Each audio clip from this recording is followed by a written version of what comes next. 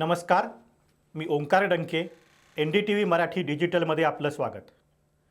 आपल्या देशात स्वातंत्र्यानंतर सतत वाढणारी गोष्ट कोणती असा जर प्रश्न कुणी विचारला तर त्याचं पहिलं उत्तर येईल लोकसंख्या.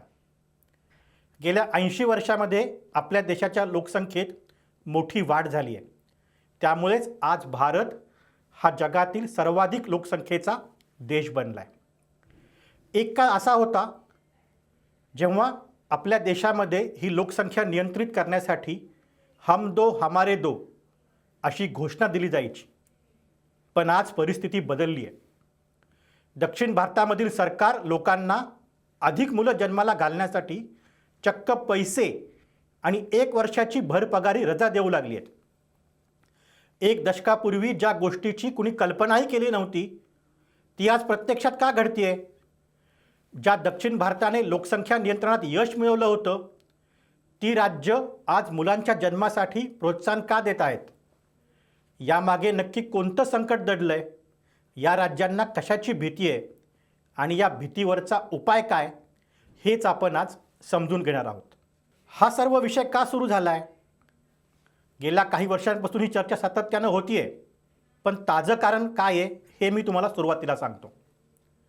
तमिळनाडूचे मुख्यमंत्री विजय जोसेफ यांनी त्यांच्या राज्यातील महिला कर्मचाऱ्यांना 3ऱ्या बाळाच्या जन्मासाठी 12 आठवड्यांऐवजी तब्बल 365 दिवसांची म्हणजेच 1 वर्षाची पूर्ण पगारासह बाळंतपणाची रजा जाहीर केली आहे. यापूर्वीच आंध्र प्रदेशचे मुख्यमंत्री एन चंद्राबाबू नायडू यांनी राज्याचं नवं लोकसंख्या धोरण जाहीर केलं होतं. त्या धोरणानुसार 3ऱ्या बाळासाठी 30,000 रुपये आणि 4थ्या बाळासाठी 40,000 रुपयांचं रोख प्रोत्साहन त्यांनी जाहीर केलं होतं. इतकंच नाही तर 2पेक्षा जास्त मुलं असलेल्या लोकांना स्थानिक निवडणुका लढवण्यावर असलेले जुने निर्बंधही नायडू यांनी रद्द केलेत. दक्षिण भारतातल्या राज्यांना ही भीती का वाटतेय? त्यांना वाटत असणारी भीती ही काही उगीच नाही आहे. यामागं सर्वात मोठं कारण आहे घसरता जनन दर. देशासाठी आपल्या देशाला जन्मदराचं जे प्रमाण आहे आपल्या देशातलं हे 2.1 असावं असं मानलं जातं. वेगवेगळ्या समाजशास्त्रज्ञांनी या विषयाच्या अभ्यासकांनी सांगितलं आहे की भारत देशाचा जनन दर हा 2.1 असला पाहिजे. पण दक्षिण भारताच्या राज्यात हा जनन दर झपाट्याने घसरला आहे. तमिळनाडू आणि केरळमध्ये हा जनन दर सध्या 1.3% आहे. आंध्र प्रदेशमध्ये 1.4% आहे. तर कर्नाटक आणि तेलंगणा ही जी अन्य 2 राज्य आहेत दक्षिणेतली या राज्यांमध्ये हा दर 1.5% आहे. हा दर कमी होत असल्यामुळे जे काम करणारे हात आहेत, जी तरुणांची संख्या आहे ती कमी होतीये आणि वृद्धांची संख्या वाढतीये. एका अहवालानुसार 2036 म्हणजे आजपासून आणखीन 10 वर्षांनी केरळमध्ये 22% नागरिक हे 60 वर्षांपेक्षा अधिक वयाचे असतील. तर तमिळनाडूमध्ये हे प्रमाण 20% इतकं असेल. म्हणजेच या राज्यात तरुणांची संख्या झपाट्यानं कमी होतीये आणि वृद्धांची संख्या वाढतीये. आपल्याला माहिती आहे की जेव्हा ज्या ज्या भागात वृद्धांची संख्या वाढते, ज्या ज्या ठिकाणी वृद्धांची संख्या वाढते तेव्हा त्यांच्यासाठी पेन्शन योजना, सामाजिक कल्याण योजना, त्यांच्या आरोग्याच्या योजना यासाठी सरकारला खर्च करावा लागतो. हा खर्च करत असतानाच त्याचबरोबर तरुणांची संख्या कमी होत असल्यानं उत्पन्नासाठी जे हात आहेत, जे करते हात आहेत ते राज्यात कमी असतात. त्यामुळे त्या राज्यामध्ये स्थलांतराचा धोका वाढतो. युरोपातील काही देशांमध्ये हा प्रश्न ऐरणीवर आला आहे. तमिळनाडू किंवा आंध्र प्रदेश तसंच दक्षिणेतल्या अन्य राज्यांमध्ये हा प्रश्न येऊ नये यासाठी दक्षिण भारतातील राज्य मोठ्या प्रमाणामध्ये लोकसंख्या वाढीला प्रोत्साहन देत आहेत. त्यांच्या भीतीचं आणखीन एक मोठं कारण आहे आणि ते कारण लोकसभा सदस्यांची रचना.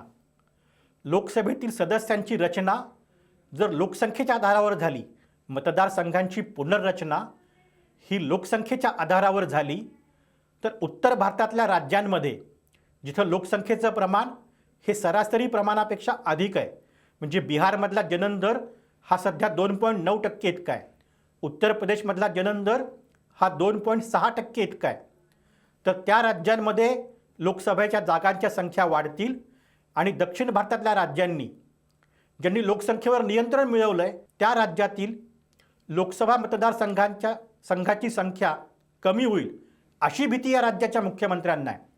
त्यामुळेच काही महिन्यांपूर्वी जे मतदारसंघ पुनर्रचना विधेयक सरकारने मांडलं होतं, या विधेयकाला मोठ्या प्रमाणामध्ये विरोध झाला. आपल्या भविष्यामध्ये पण हे विधेयक आज टळलं आहे, पण भविष्यात हे विधेयक मांडलंच जाणार आहे. देशातील मतदारसंघांची पुनर्रचना ही केली जाईलच. त्यावेळी दक्षिण भारताचं प्रतिनिधित्व कमी होऊ नये, दक्षिण भारतातल्या खासदारांची संख्या कमी होऊ नये, यासाठी या राज्याचे मुख्यमंत्री आपल्या राज्यातील महिलांना, आपल्या राज्यातील कुटुंबांना अधिक मुलं व्हावे यासाठी प्रोत्साहन देत आहेत. पण हे सर्व प्रश्न जेवढे राजकीय आहेत तेवढे त्याचे सामाजिक पदर देखील आहेत. आपल्या देशाची साधन संपत्ती, आपल्या देशाची पायाभूत सुविधा या सर्वाला अतिरिक्त लोकसंख्येचा भार पेलवणार आहे का? ज्या महिलांनी अधिक मुलं जन्माला घालावी असं सरकार प्रोत्साहन देतंय, त्या महिलांचा यामध्ये विचार केला आहे का? या महिलांच्या मानसिकतेचा यामध्ये विचार आहे का? या प्रथेच्या, या बळजबरीच्या आधारे काही वेगळ्या अनिष्ट प्रथा होतील का, ह्याचा देखील विचार करणं सर्वांनीच आवश्यक आहे. आणि दक्षिण भारतातील राज्यांना वाटणारी ही भीती कमी करण्यासाठी केंद्र सरकारनं पुढे येऊन जर एक व्यापक धोरण जाहीर केलं, ज्या राज्यात लोकसंख्या वाढतीये त्या राज्याचे प्रश्न वेगळे आहेत आणि ज्या राज्यात लोकसंख्या कमी होतीये त्या राज्यातले प्रश्न वेगळे आहेत, पण हे दोन्ही राज्य आपल्याच देशात आहेत. या राज्यांच्या या प्रश्नाच्या मुद्द्यावर दक्षिण भारत विरुद्ध उत्तर भारत असा संघर्ष जर कुणी पेटवत असेल तर ते टाळणं सरकारचं काम आहे आणि त्यासाठी लवकरात लवकर या विषयावर सरकारनं धोरण जाहीर करणं आवश्यक आहे. असेच व्हिडिओ पाहत राहण्यासाठी तुम्ही फॉलो करा NDTV मराठी डिजिटल.